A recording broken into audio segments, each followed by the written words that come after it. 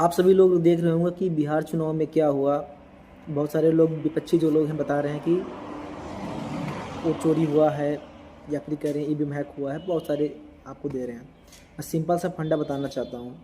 आप आधार कार्ड को pan card से लिंक करा दिया, बैंक अकाउंट को आधार कार्ड से लिंक करा दिया, जीएसटी को आधार कार्ड से लिंक करा दिया, सभी चीज़ को अपने आधार कार्ड से लिंक करा दिया। अब छोटा सा काम करिए, आप वोटर आई डी कार्ड को भी आधार कार्ड से लिंक करा दीजिए और उसके बाद में एक लॉक पीरियड लगा दीजिए कि अगर आप एक बार आप चुनाव में किसी आपने इलेक्शन दिया, वह कोई इलेक्शन वहाँ पे आप गए, एक बार वोट दिए, तो वो 5 साल तक लॉक पीरियड होता है कि आप दोबारा कहीं पे भी जाएंगे तो 5 साल तक वो ओपन ही नहीं होगा। तो अब जब भी आप कहीं जाएंगे दोबारा से वोटर आई डी के माध्यम से और चुनाव देने के लिए, चुनाव में जाने के बाद में वोट देने के लिए, तो वहाँ पे दिखाएगा कि आपका ऑलरेडी लॉक है, आपने इससे पहले दे चुके हैं, कहाँ दिए हैं वो पुराना रिकॉर्ड भी निकल जाएगा वहाँ पे। तो इस प्रकार से उसका मतलब कि उसमें चोरी भी नहीं होगा।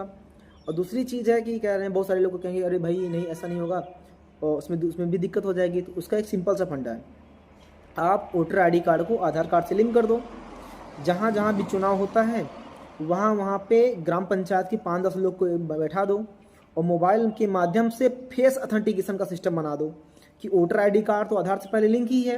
अब क्या करना है कि केवल उन्हीं लोगों को अंदर जाना है पर्ची लेकर जिनके पास तो पर्ची है। और दूसरी चीज़, पहले फेस अथेंटिकेशन हो जाए उसके बाद ही वो वोट देने जा पाए। अब इस केस में बताओ कि क्या होगा।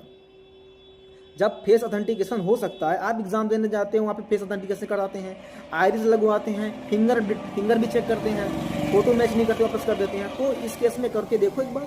यहाँ पे 52 लाख, 55 लाख, 60 लाख, 2.5 करोड़ लोग तो 1 साल 2 साल आर ओवर इंडिया में एग्जाम दे रहे हैं, उनके लिए तो सब कुछ आपने मिलिट्री कर दिया।